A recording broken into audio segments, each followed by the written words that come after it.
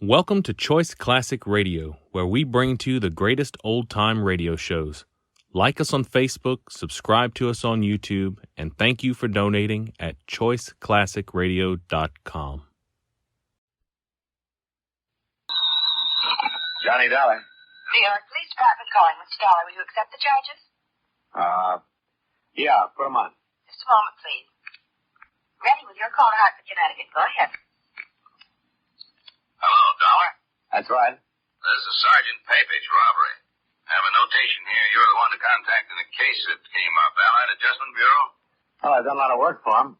What's it about, Sergeant? Well, we've recovered a mink coat you were looking for about 6 months ago.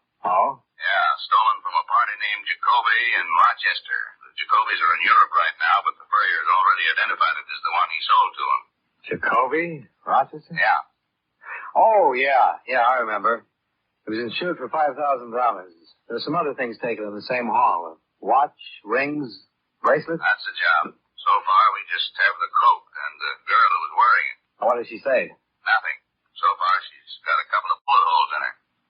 Maybe I better get down there, Sergeant. Room 212, Sergeant Papich. Right. Hi, fellas. Care to join me in a quick look at the past? Okay, here goes. Back around 1890, Charles Dudley Warner, who was editor of the Hartford Courant, wrote in an editorial, "Everybody talks about the weather, but nobody does anything about it." Well, maybe no one did in 1890, but someone definitely has since then. Our United States weatherman. He's quite a busy gentleman who works for the Department of Commerce. His job is to read thermometers, barometers, anemometers, and other assorted meters, which forecast weather conditions so the rest of us will know what to plan or what not to plan. Like hanging out the wash or going to a baseball game. Information about weather conditions is also given to aircraft pilots and ship captains so they can plan their flights or cruises accordingly.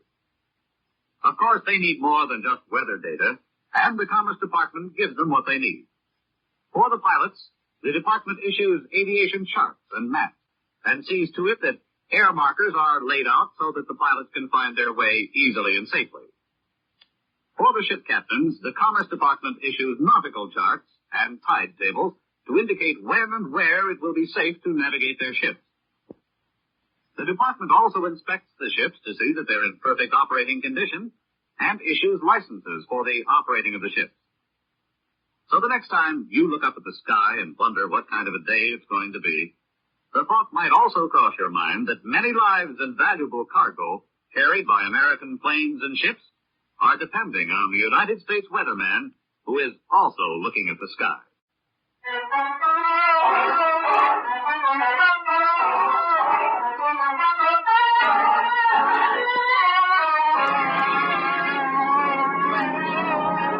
Expense account submitted by Special Investigator Johnny Dollar to the Allied Adjustment Bureau, Markham Building, Hartford, Connecticut.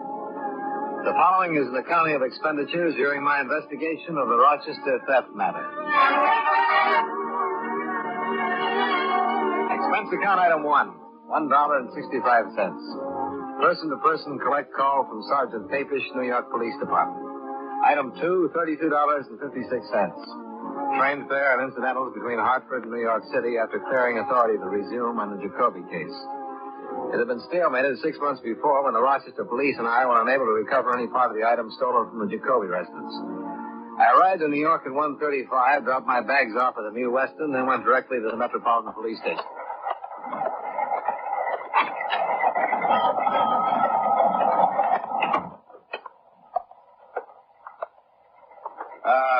Hello, I wonder if you could help me. I'm looking for Sergeant Papish. I'm Papish. Oh, Johnny Dollar, Sergeant. Oh. Thanks for coming down, Dollar. Have a chair. Oh, thanks. Your mink coat's in the crime lab. They're looking it over. Uh-huh. We still haven't found out much about the girl who was wearing it. What's her name? Just Jane Doe for now. We didn't have her print on file here, but we're waiting to hear from Washington now. She's been unconscious ever since we picked her up. Pretty bad shape. Well, what exactly happened? I came in as a complaint about 3 this morning. A woman over on 57th Street telephoned about a disturbance. Prowl car went over to the address and found this girl lying in the entrance to the apartment house wearing the mink coat. She'd been shot twice. Uh-huh. No one in the apartment house seemed to know her or had ever seen her before. We asked about the neighborhood. No dice. But we did find out how she got there. Huh? The lady across the street said she saw a man drive up sometime after midnight and unload the girl from his car. He was able to give us a fair description of the car and the man. Yeah. Nice. But nothing definite. No license number or anything like that. Could be any car and any man, from what she said.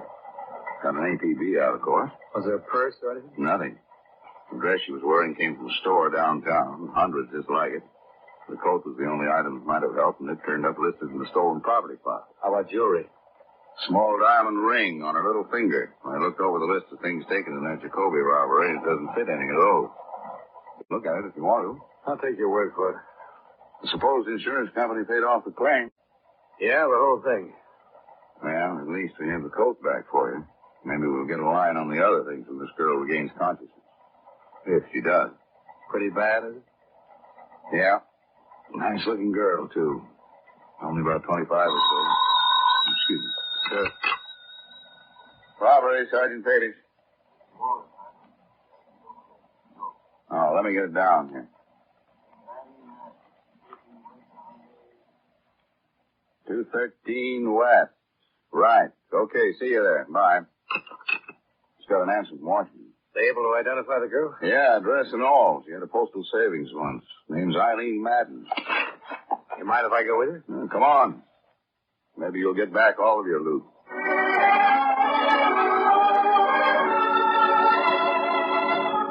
I accompanied Sergeant Papish to the address for Eileen Madden. Turned out to be a fairly nice apartment in a fairly nice neighborhood.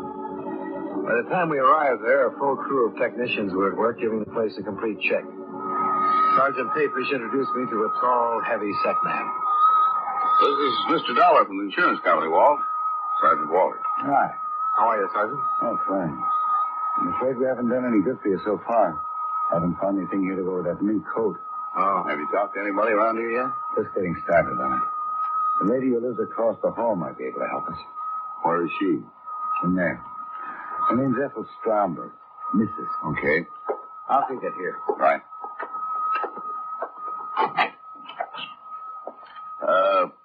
Are you Mrs. Stromberg?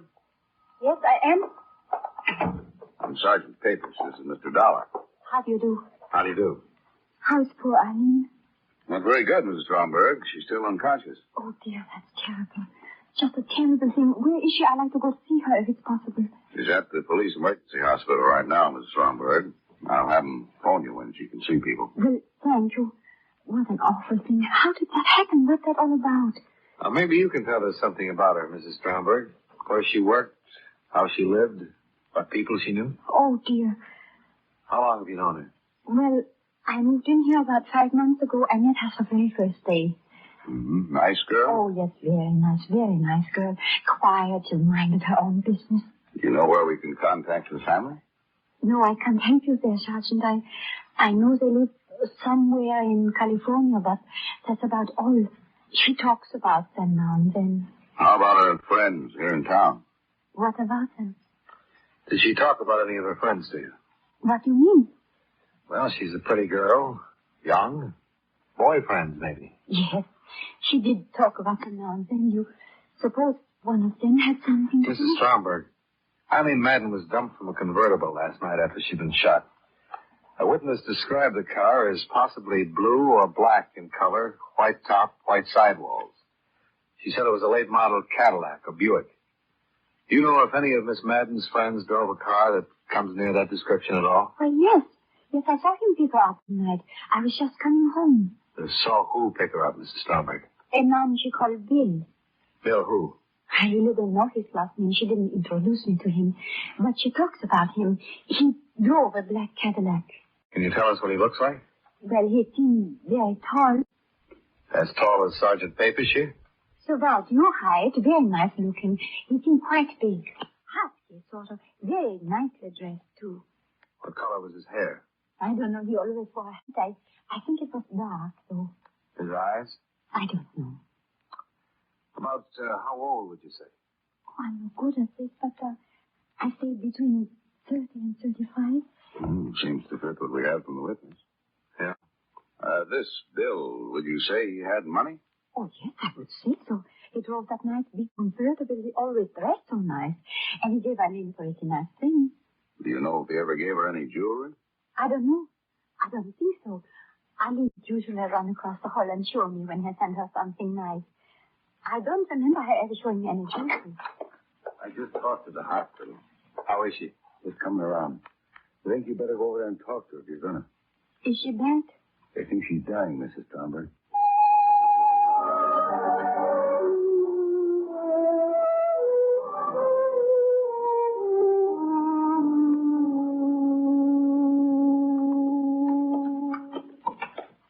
Think she'll make it? Hard to say right now. Sometimes they rally. She must have been in the doorway a half hour or better before we got to her. Mm-hmm. She said anything, Doctor? No. You might have to wait a little while for her to come around. I see. I'll tell you both. Ask what you have to know quick. 2 minutes is about all I can give you with it. Sure enough. Oh, better put your cigarettes in there. Oh, yeah. Yeah. All right, please. Okay, boy.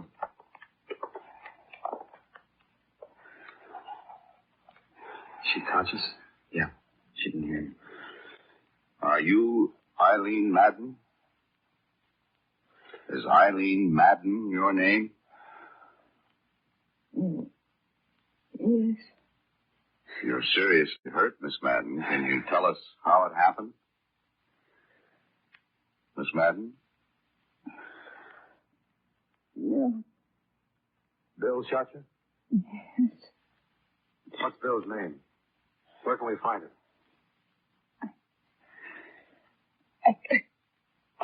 Doctor. Watch. No, hand me that.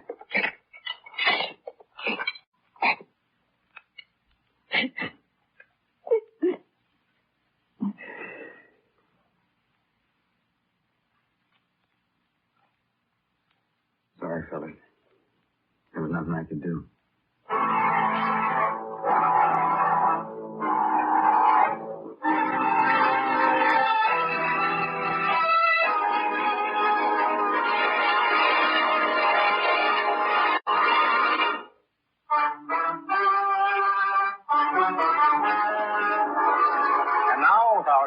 John Lund, we bring you the second act of Yours Truly, Johnny Dollar.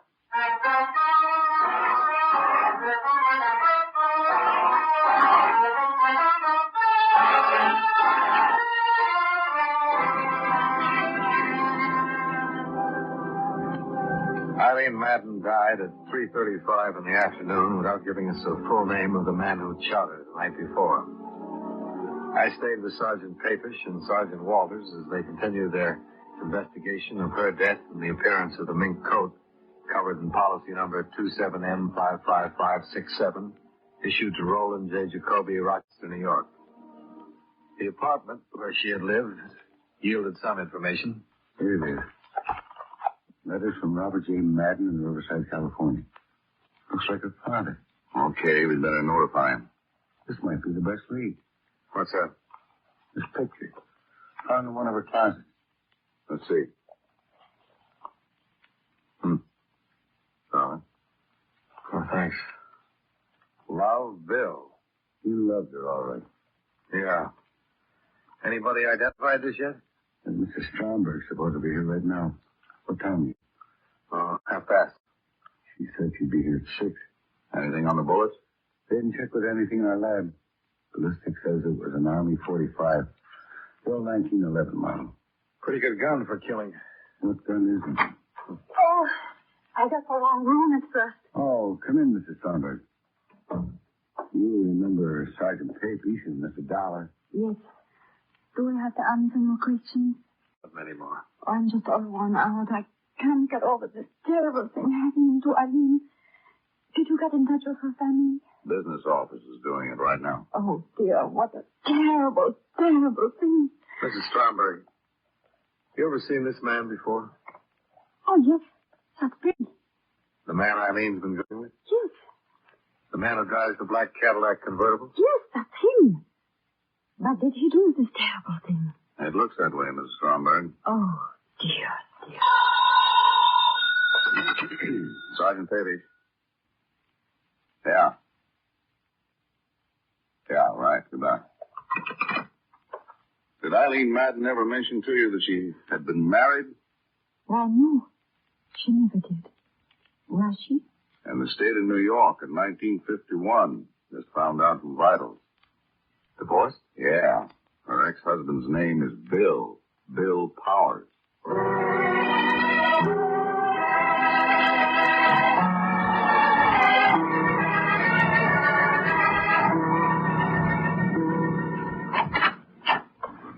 Sergeant Papish, this is Mr. Dollar. How do you do?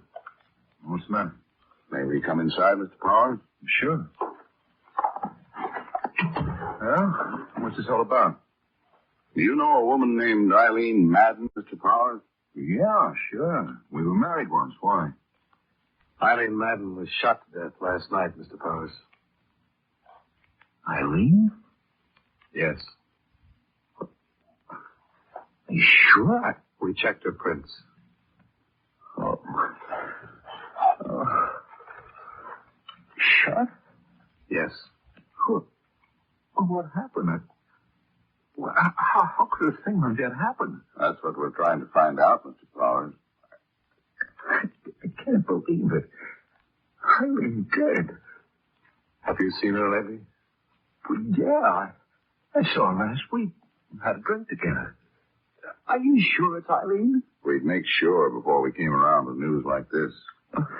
Mr. Dollar represents an insurance company, Mr. Powers. Miss Madden was wearing a stolen coat when we found her. Stolen coat? Yes, a stolen mink coat. Was she ever in trouble anywhere? I don't care what she was wearing. Eileen never steal anything. She was a fine girl, a wonderful girl. I was a fool to ever let our marriage go on the rocks. Can you come with us, Mr. Powers? Where? We need a positive identification. Sure. Sure, Sergeant. I'll be right. Want to smoke? Thanks. Well, he isn't the bird in the picture. No. Did you see the car in the driveway? Yeah. 51 Caddy, black convertible.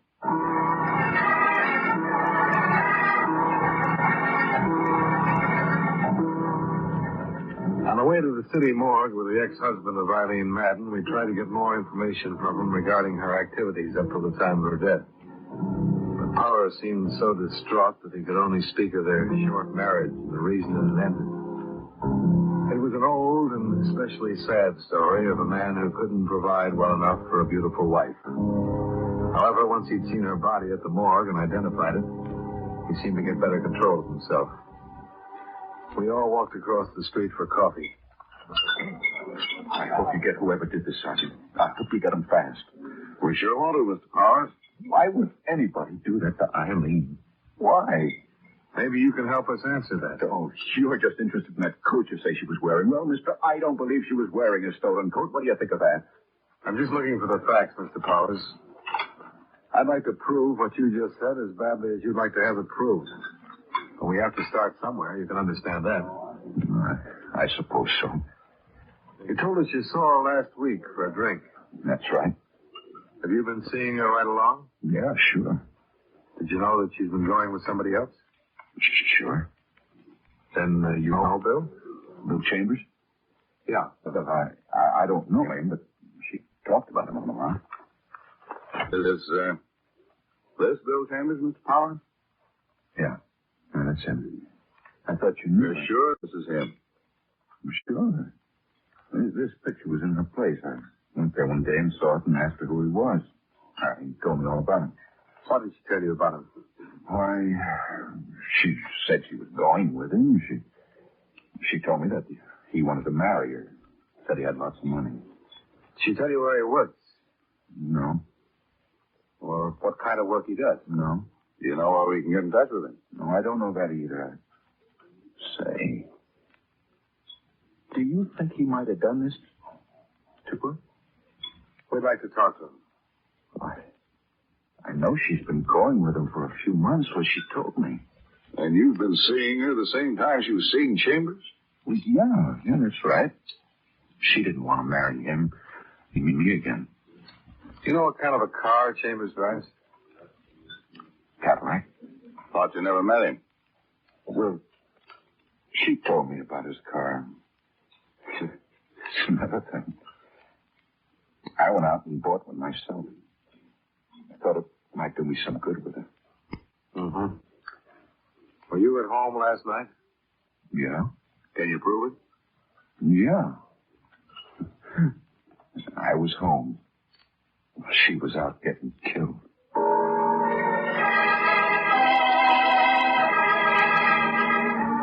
The name William Chambers was checked through the New York police files.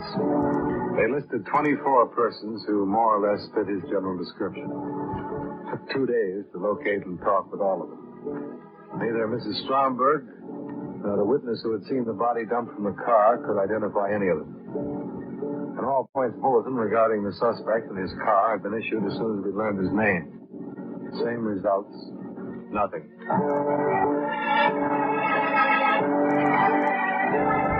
On the third day, the pawn shop detail turned up 2 more items that had been taken in the Jacoby robbery. There they are. Huh. Watch and ring. Jacoby stuff? Case numbers on the watch checkout. The ring's engraved. Where'd they wind up? Shop on 3rd Street. The proprietor says it was sold yesterday. Man who sold them signed the Bible, James of Jenian. How about his description? 5th Chambers down the line. Well, at least he was still in town yesterday. Yeah, but the stuff's been on the hot sheet for a long time. If he's had any experience at all, he knew we were taking a chance trying to unload it. Probably trying to raise cash to get out of town. That's what I was thinking. Gave an address on Polk Street, a vacant lot. If he keeps on trying to unload it, I'll have all the loot back. If he keeps on trying, we'll keep on trying. Well, I found his car. Where? His car lot in the Bronx. He sold it at 10 o'clock this morning.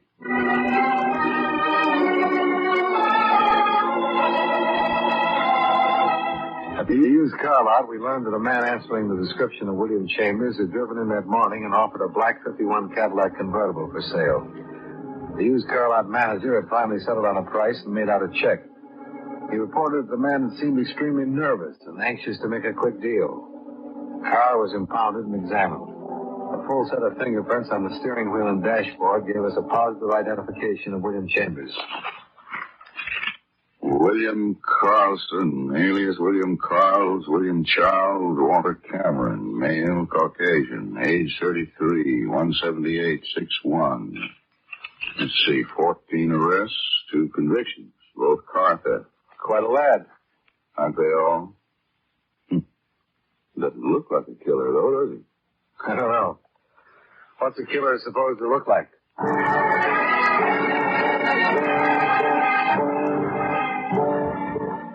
The search to locate William Carlson, alias William Chambers, extended to all parts of the city.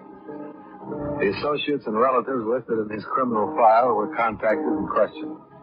All of them denied having any knowledge of his whereabouts. In the meantime, 2 more pieces of stolen property connected with the Jacoby theft were recovered by the pawn shop detail. Each of the pawn shop proprietors identified the mugshot of the wanted man. He used different names in each instance. The handwriting was the same. Each address had to be checked out. I went with Sergeant Papish to the one he had given on 78th Street. It was not a vacant lot. Hello? Hello. We're looking for William Courtney. You found him? Huh? Cops? Yeah. Come on in. Hold still. I'm clean. Checked me through the Bible yesterday? Yeah. Your name's Carlson, isn't it? William Carlson? Yep. We've been looking a long time for you. I know. Yesterday, I decided I'd let you find him. I gave my right address. You want to get your hat? Sure. Look, I didn't mean to kill Eileen. I didn't mean to at all. I want you to know that. Let's talk about it downtown. No, we won't. I'm not talking to anybody downtown. I'm talking to you two right now, and that's it. You better listen. Okay. I've been doing pretty good with these house jobs. Real good. Enough to find myself a nice car, get some clothes, get around a little bit. I work all alone. I met her. I liked her. Wanted to marry her. I did. I really did. We went out the other night, and I gave her the mink coat for a present. I thought that'd cinch it. She didn't want to take it. She told me she was going to marry some guy she'd been married to before. I thought I'd have it. That's all? That's all. That's it, mister. I could have run. Sold my car. Getting rid of a lot of odds and ends I have around. I decided not to, after all. I don't want to run. Okay, let's get with it. Remember, I let you get me. I wrote my address right down where I knew you'd check it out. Okay. And there's no more talking. You two got it all straight. What's the matter with you? You got it all? I mean, about everything? Yeah, I got it. Okay. Hey, wait a minute. You guys are too late. I took it when I heard you knock on the door. Where's the phone? Too late, I tell you. It's in my stomach now. Too late. Not for me, brother. I handle plenty of babies, just like you. Too late. Grab him, Nick. I got it. No. Here we go. Shut up. This is a stand trial, baby. Sergeant Papish had handled attempted suicides. A lot of them. And in the 5 minutes before the arrival of the emergency ambulance, he managed to force William Carlson to take an antidote that saved his life.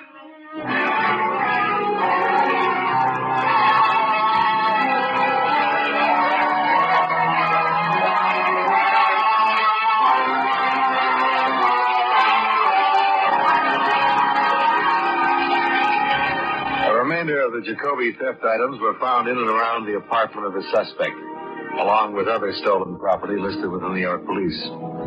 All the articles in the enclosed list have been impounded and will be available following the trial of William Carlson. Expense account item 3, hotel and board while in New York, $88.65. Item 4, same as item 2, transportation back to Hartford. Expense account total, $155.42. Remarks?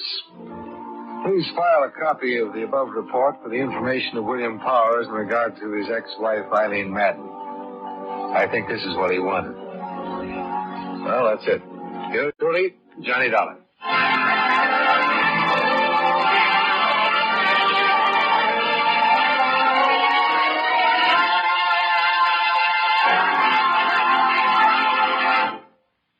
You know, many great men have attained the highest office in our land, the presidency of the United States. Can you guess the name of this man? In 1770, as one of the leading lawyers in Massachusetts, he defended the British soldiers who fired on civilians during the so-called Boston Massacre. His 4 years as president were perhaps the stormiest in our history, as he fought to keep America out of a war with France. But an official war against France brought George Washington out of retirement as commander of the army and gave birth to the phrase, millions for defense, but not 1 cent for tribute. If you don't have his name by now, here are 2 more clues. During his presidency, Washington became the national capital, and the 11th Amendment was adopted. Who was he?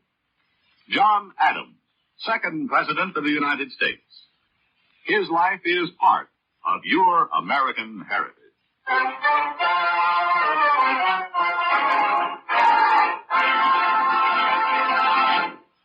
Yours truly, Johnny Dollar, stars John Lund in the title role and was written by E. Jack Newman with music by Eddie Dunstetter. Featured in tonight's cast were Virginia Gregg, John McIntyre, Jim Nusser, Jeanette Nolan, Victor Perrin, and Bill Johnstone. Cast were Virginia Gregg, John McIntyre, Jim Nusser, Jeanette Nolan, Victor Perrin, and Bill Johnstone.